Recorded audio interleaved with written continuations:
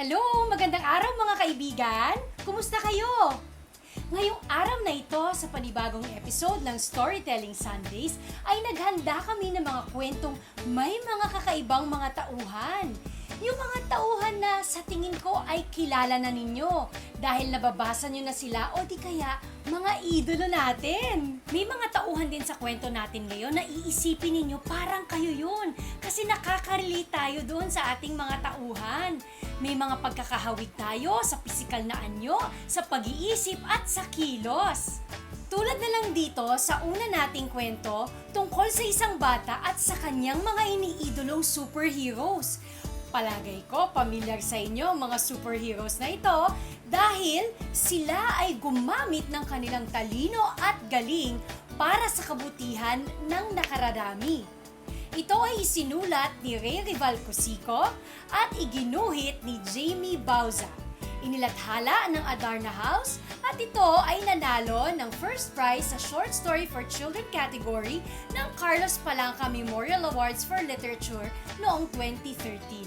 Ikukwento sa atin ngayon ni Kuya Pepe Herrera, narito na ang Marvino's League of Superheroes.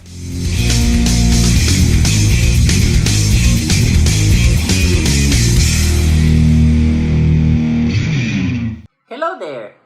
Our story for today is entitled Marvino's League of Superheroes. So if you love superheroes, you will love this story. Story by Rival-Cosico and illustrations by Jamie Bauza. Alright, let us begin. In the town of Mahayhay, or Majayjay, a museum of toys was newly opened. People said it was filled with superheroes. Marvino often heard little kids say, "Those were the coolest toys I have ever seen." How Marvino wanted to enter the museum. But he could not pay the entrance fee. It was too much to ask from his parents. Every day, when he walked home from school, Marvino would pass by the museum. Through a window, he could see the back of sculpted figures posing with their super weapons. Marvino dreamed of owning a superhero action figure, but his parents could not afford to buy him toys. So instead, he kept a notebook full of drawings of superheroes that he liked and new ones he made up. Most of them were inspired by the valiant Filipino heroes his history teacher often talked about in class. Di Masilaw is Emilio Jacinto. Marvino drew him as a slasher and a mage, for his writing seemed to be filled with magic. He learned how Jacinto's readers felt compelled to join his group of Katipuneros after reading his works. He drew Jose Rizal as Pepe, the paragon and super genius, for he was a doctor and a polyglot. He accomplished countless things but was first and foremost a brilliant writer. He drew Apolinario Mabini, the brains of the revolution, sitting in a dazzling chair. His powers come from his mind. Marvino made him a mentalist, for he, too, can influence and convince people with his words and writings. Supremo is Andres Bonifacio, a marksman and the supreme leader of the Katipunan. He fought bravely for his country to be freed from its Spanish oppressors. Tandang Sora is Melchora Aquino, healer of the sick and wounded Katipuneros. In Marvino's drawings, she rejuvenated weak warriors, for she possessed an elixir or potion of life. Generala is Gabriela Silang, a fearless warrior who led the Ilocanos in fighting the Spaniards. She gathered her fellow Itnig archers and men armed with arrows, sumpit, bolo, daggers, and swords for the freedom of the people. Lacambini is Gregoria de Jesus, a fine soldier who used rifles and weapons to fight for her country. She is a courageous hero who was always ready to face death. Every time he would discover a new national hero in class, Marvino would draw him or her in his notebook. He drew costumes and gave them superpowers and super weapons. One day, on his way home, Marvino saw a man in a blue shirt sitting outside the museum. He saw that his chair had wheels and that it was elaborately designed. When Marvino came closer, he saw that the man was actually holding a pen and a sketchbook. He was drawing. Marvino glanced at the illustration and was very impressed. "Neat!" he exclaimed loudly. The man stopped drawing and looked up. "I am sorry, sir. I was just looking at your drawing," Marvino apologized. The man smiled and asked, "Well, is it any good?"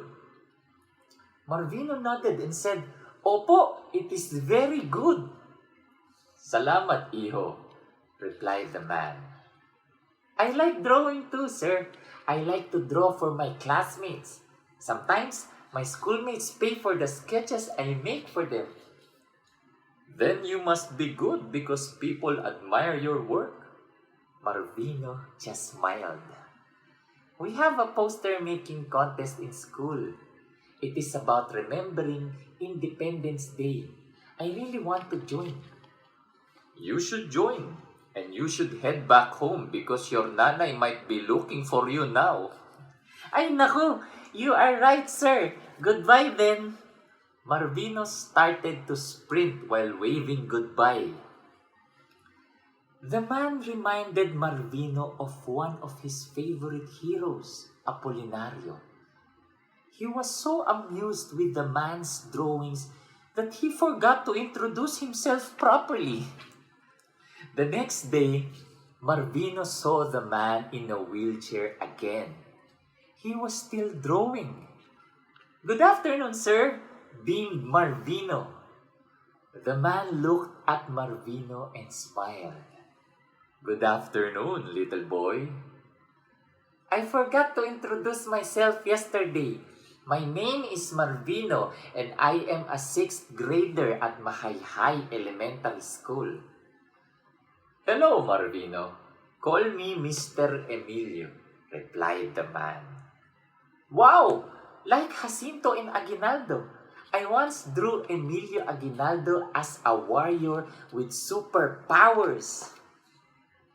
"That reminds me of Gregoria de Jesus and her fellow Katipuneros who were believed to own powerful anting-anting that they wore as they fought against Spanish soldiers." "Really, sir? I think I could include her in the League of Superheroes I am drawing for our poster-making contest." "That is actually a very good idea. Have you started sketching?"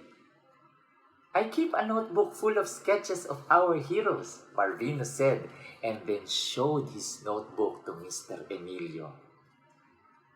The gentleman scanned the pages and said, "These are great drawings. Where do you get your ideas?"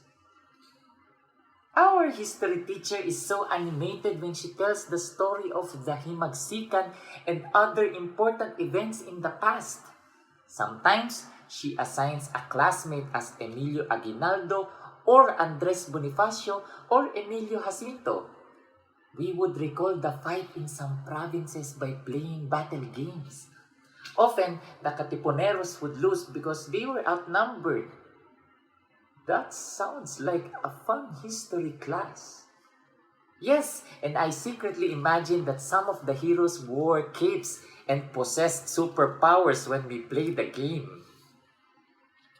Keep imagining, Marvino, Mr. Emilio said with a smile.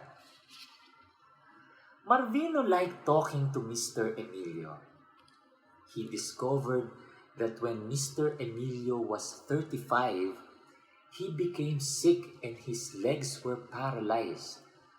So he got into drawing and other hobbies that allowed him to be creative with his hands. Mr. Emilio found out that Marvino could not afford the entrance fee at the museum. He kept waiting for the boy to ask him to take him there, but Marvino never asked. He admired many of the little boy's qualities. After some time, Marvino noticed that Mr. Emilio stopped hanging around the museum's gate.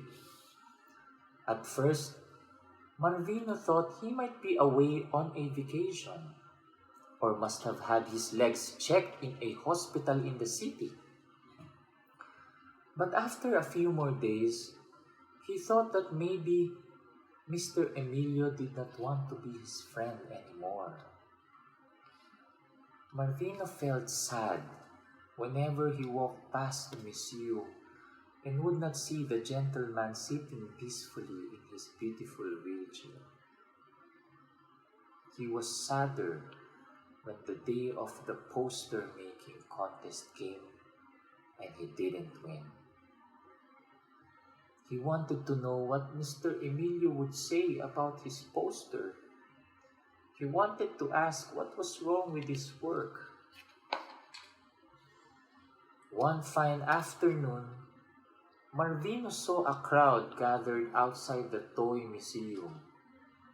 Maybe it's the owner's birthday, he thought.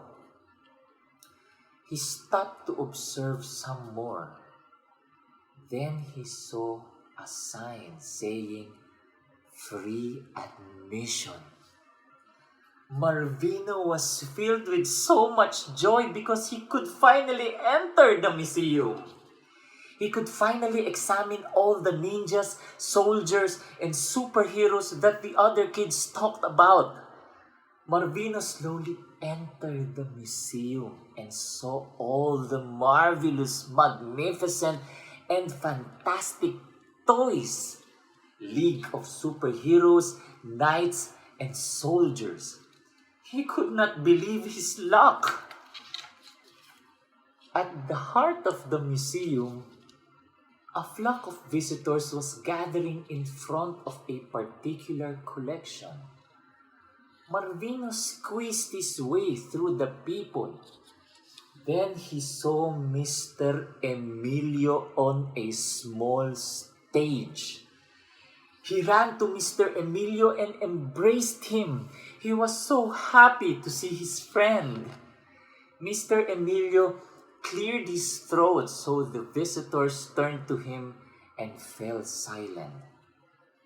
Everyone, I would like to introduce the creator of the League of National Heroes collection that I have sculpted, my good friend, Marvino. Marvino was puzzled. He then saw a familiar group of superheroes behind Mr. Emilio. The ones he drew in his notebook, only several times bigger and more real than he could imagine. Beside the sculptures was a sign that read, "League of National Heroes by Marvino Alonso."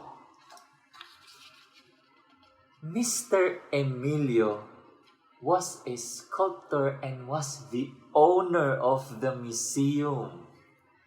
He didn't tell Marvino that he owned the museum because he wanted the boy's first visit to be unforgettable. "I'm sorry I stopped hanging outside my museum, Marvino. I was busy finishing the sculptures, Mr. Emilio whispered in his ear. Marvino was speechless and he heard people clapping. Standing before him were his superheroes. League of National Heroes by Marvino Alonso. Pepe, the super genius. Di Masilao, the brains of the Katipunan. Tandang Sora, the healer. Supremo, the supreme leader of the Katipunan. Apolinario, the sublime paralytic and brains of the Philippine Revolution. Lakambini, the markswoman. Generala, the Itneg warrior. The most fascinating part was that Marvino had an unlimited pass to the museum. He felt that it was okay to lose battles or contests. He realized that losing battles makes heroes more magnificent. Wow, what a beautiful story! Thank you for joining me. That's it for today. Until next time. Cheers! Naku, pasalamatan naman natin ang nagkwento ngayong gabi, si Kuya Pepe Herrera. Palakpakan natin! Salamat, Kuya Pepe! Sandali lang mga kaibigan ha, pause muna tayo ha. Iniisip ko kasi ngayon, kung pwede akong magkaroon ng superpowers katulad ng mga bayani natin, ano kayang pipiliin ko? Kayo kaya, anong pipiliin ninyong superpowers? Saan nyo ito gagamitin at para kanino? I-share nyo sa amin ha. Isulat nyo dyan sa comments. O di kaya, i-drawing natin ang mga sarili natin kasama ng superpowers na yon. Sa susunod nating kwento ay sigurado akong makikita ninyo ang inyong mga sarili sa mga tauhan at magiging pamilyar kayo sa kanilang mga ginagawa at mga kaugalian. Ang kwentong ito ay isang awit o isang kwentong ang mga salita ay nilapatan ng musika. Narito ang composer, singer at manunulat ng Ako'y Isang Mabuting Pilipino, si Noel Cabangon.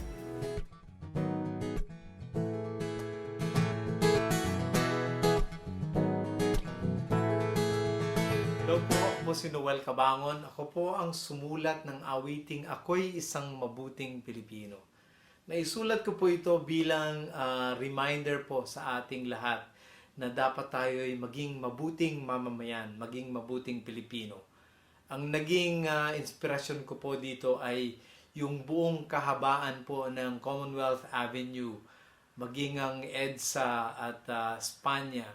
Sa mga kalsada pong ito, makikita po natin ang kalagayan ng ating bayan, ang pag-uugali nating mga Pilipino. Nandyan po lahat. Nakikita po natin lahat dyan. Mula sa ordinaryong mamamayan hanggang sa mayroong katungkulan sa ating pamahalaan.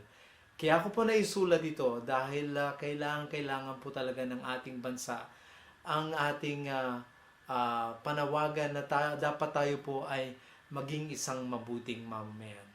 Kaya sana po pakinggan po ninyo ang awit.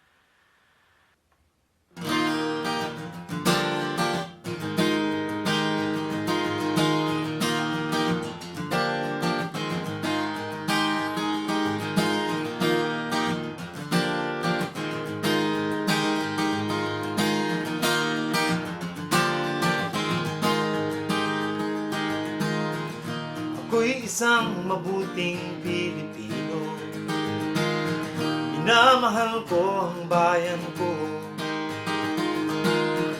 tinutupad ko ang aking mga tungkulin, sinusunod ko ang kanyang mga alituntunin.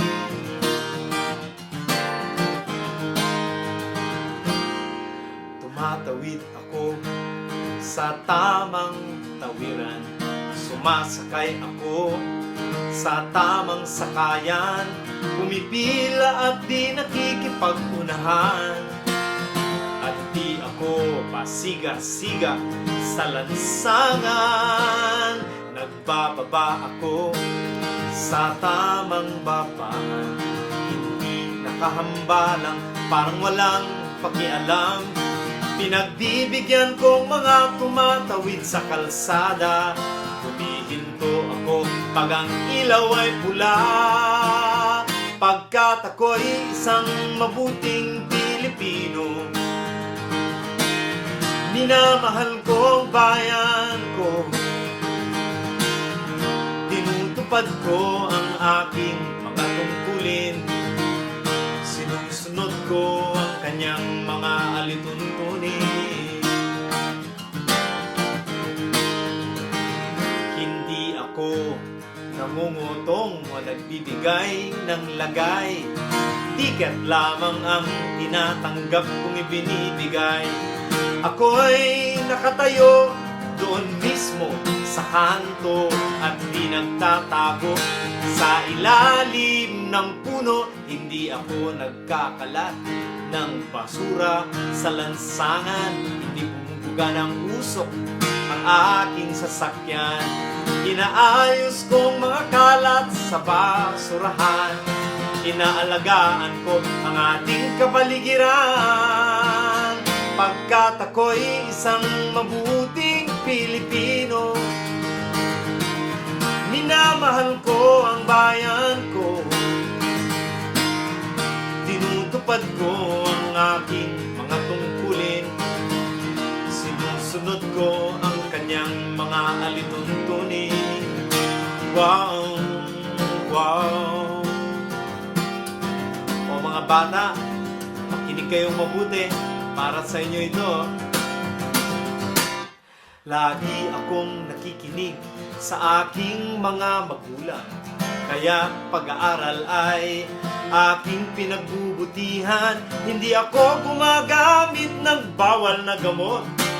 O kaya ay tumatambay at sa eskwela ay di pumapasok.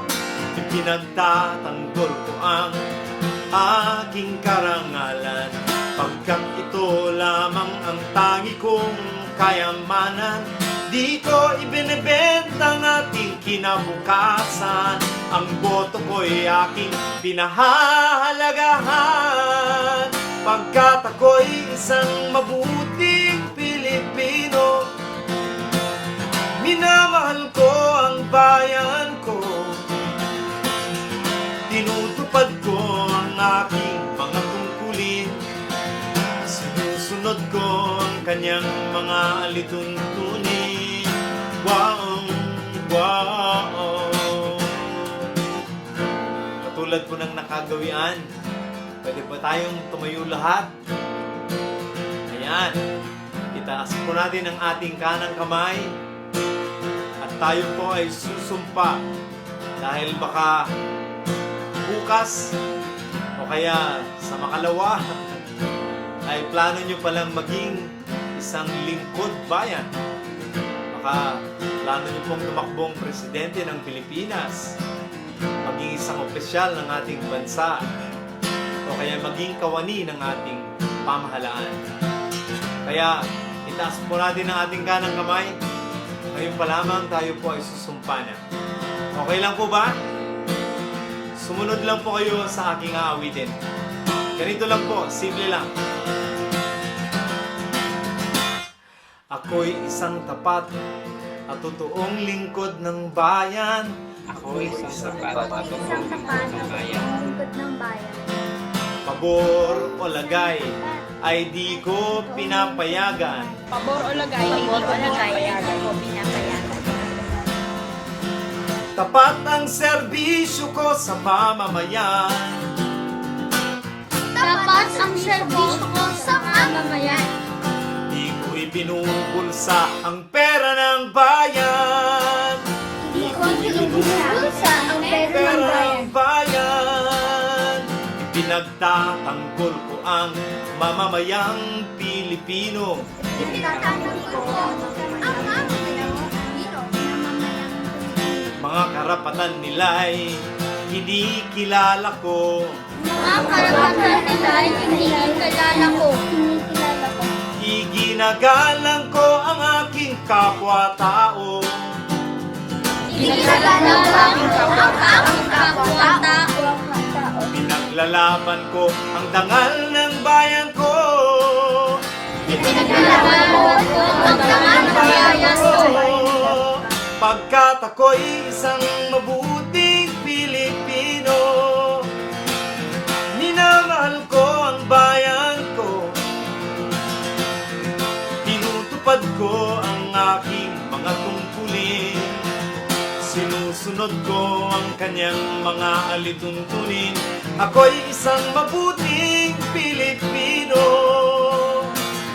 Minamahal ko ang bayan ko. Tinutupad ko ang aking mga tungkulin. Sinusunod ko ang kanyang mga alituntunin. Wow, wow. Sunod lang po ulit kayo. Ganito lang po. Ito na. Pagkat ako'y isang mabuting Pilipino. Pagkat ako'y isang mabuting Pilipino. Pagkat ako'y isang mabuting Pilipino.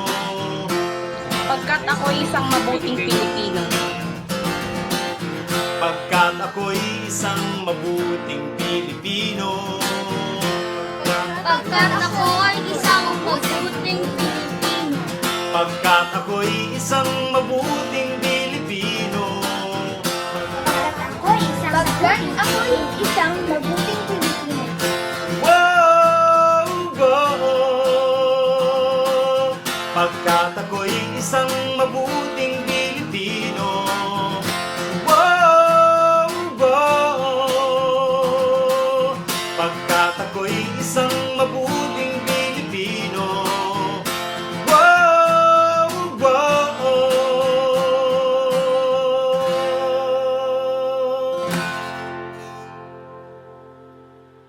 Maraming salamat po. Pagkat ako'y isang mabuting Pilipino, minamahal ko ang bayan ko, tinutupad ko ang aking mga tungkulin, sinusunod ko ang kanyang mga alituntunin. Oh! Naku, pagpasensyahan nyo na. Nag-enjoy lang ako dun sa kanta na yon. Naku, ang ganda-ganda ng kantang yan, ipinapaalala sa akin o pinapaalala sa ating lahat kung ano ba yung mga dapat nating gawin para maging isang mabuting Pilipino. Naku, salamat Kuya Noel! Sana ay nagustuhan ninyo ang mga kwento natin ngayon. Sana lahat tayo, bata man o matanda, babae man o lalaki, mayaman man o mahirap, nasa kapangyarihan man o isang ordinaryong mamamayan, ay maisabuhay natin sa ating mga araw-araw na gawain ang mga katangian ng ating mga bayani at ang mga katangian ng isang mabuting Pilipino. Narito naman ngayon ang mga videos na ipinadala ng ating mga kaibigan tungkol sa kanilang mga paboritong libro. Hi, Bugs! Ano yung libro mo? Coconut book. Why do you like that book? Because it just makes me feel happy. It makes you feel happy. Yeah, Tell me, what's that about? it's a coconut tree that's not looking at it. Different colors of a coconut. Orange and yellow one and the yellowish one. You can also drink this if you can use a spoon. Coconut ice cream. I like reading. It makes me feel happy. Salamat, Bughaw! Kayo rin ha, kung meron kayong gustong i-share na video ng inyong paboritong libro, ipadala lang sa facebook.com/PETA At kung gusto ninyong mapanood muli ang mga episodes ng Storytelling Sundays, mag-subscribe lang sa youtube.com/PETA Maraming salamat at nakipagkwentuhan kayo sa amin. Muli, ako si Ate Shé at magkita-kita tayo sa susunod na linggo para sa panibagong kwentuhan dito sa Storytelling Sundays. Paalam!